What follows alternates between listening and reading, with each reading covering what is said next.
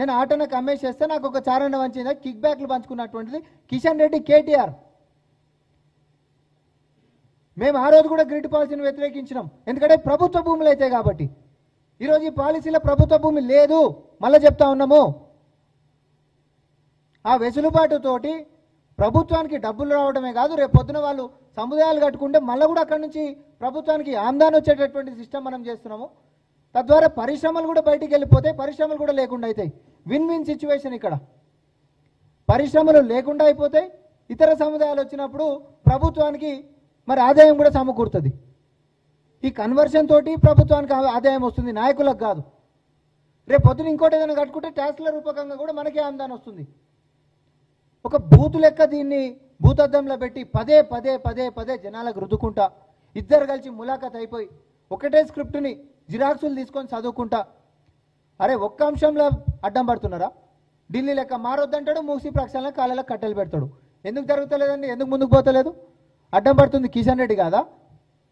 రాష్ట్రంలోనేమో ప్రతిపక్షం బీఆర్ఎస్ కేటీఆర్ అనేటోడు, హరీష్ రావు అనేటోడు అడ్డం పడితే, అక్కడ కేంద్రంలోనేమో కిషన్ రెడ్డి అడ్డం పడుతుండు. పక్క రాష్ట్రాలలోనేమో పార్టీలన్నీ ఒకటై అన్న మన రాష్ట్రానికి అయితే ఎట్లా తెచ్చుకుందాము, పక్క రాష్ట్రాలు ఏమనగానని చెప్పి రికార్డు స్థాయిలలో నిధులు తెచ్చుకుంటుంటే, కేంద్రం కెంచి పనులు చేసుకుంటుంటే, చాతగాని దద్దమ్మ లెక్క ఈరోజు పనిచేస్తున్నటువంటి వాళ్ళ కాళ్ళలో కట్టెలు పెడతా ఉన్నారు. దయచేసి ఈ విధానం తప్పు కాదు. మేము చేస్తున్నటువంటి అంశాలని మీరు అడ్డుకుంటే తప్పు అవుతుంది. అబద్ధాలు, దుష్ప్రచారాలు దయచేసి పనిచేయండి.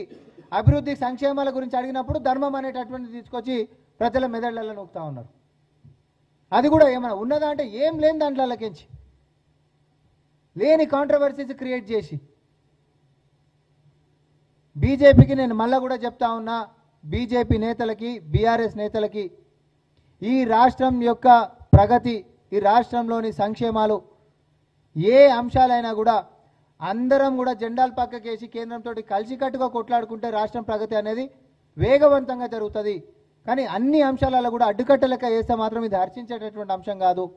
బీజేపీ అసలు రూపం అనేటటువంటిది ప్రజలు ఈరోజు మీ అబద్ధాలను కొన్ని రోజులు నమ్మినట్టు కనిపించరు. మొన్నటిదాకా జూబ్లీహిల్స్గా మిమ్మల్ని నమ్ముతలేరు అనేది మళ్ళీ మొదలైంది. మీ యొక్క పంతా మార్చుకోవాలి, ప్రగతిలో మీరు భాగస్వామ్యం కావాలి, కేంద్రంతో కొట్లాడాలి, కిషన్ రెడ్డి గారు ముందుండాలి, బండి సంజయ్ గారు సహకరించాలి. దానికి మా కాంగ్రెస్ ఎంపీలందరం కూడా కలిసికట్టుగా మనం కేంద్రంకి ఇచ్చి నిధులు ఎట్లా తెచ్చుకోవాలనే దాని మీదనే చర్చ జరగాలి తప్ప జోకర్ లెక్క ఒకైనా, బ్రోకర్ లెక్క ఒకైనా ఏషాలు వేసుకుంటా ఈరోజు కిరికిరి రెడ్డి లెక్క మారినటువంటి నువ్వు మళ్ళీ కిషన్ రెడ్డి కావాలనంటే తెలంగాణ గురించి పాటుపడి నీ యొక్క చిత్తశుద్ధిని తెలంగాణ ప్రజలకు చాటాలని చెప్పి కాంగ్రెస్ పార్టీ నుంచి మేము డిమాండ్ చేస్తా ఉన్నాం.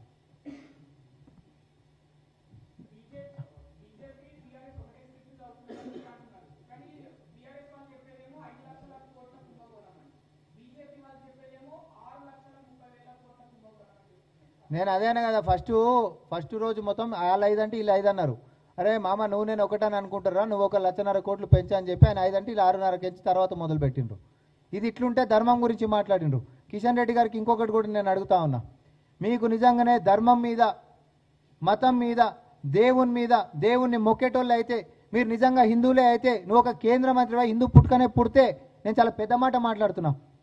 మన దేవాలయాల మీద వేసినటువంటి జిఎస్టీని ఉపసంహరించడానికి ఒక యుద్ధ ప్రాతిపదిక మీద నువ్వు కేంద్రం మీద దండయాత్ర చేద్దాం దా.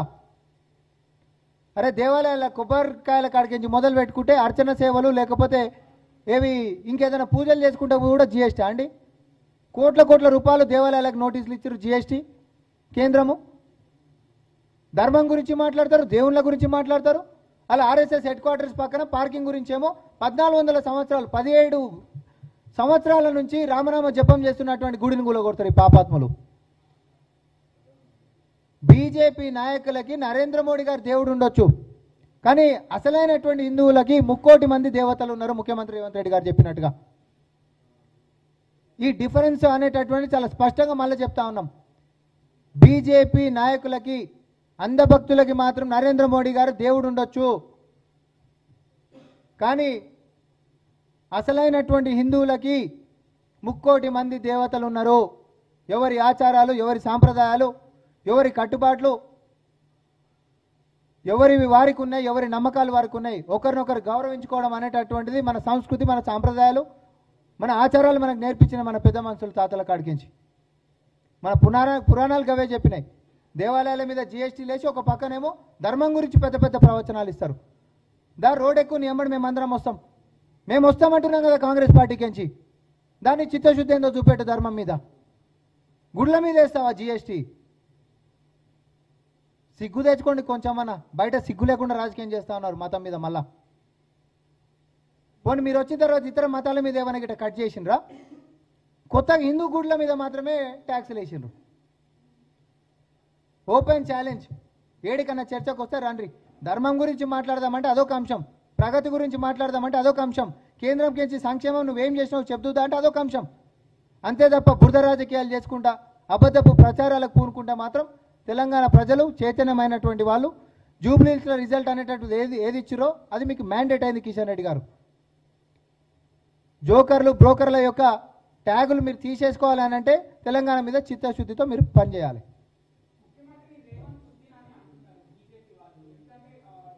ఏంది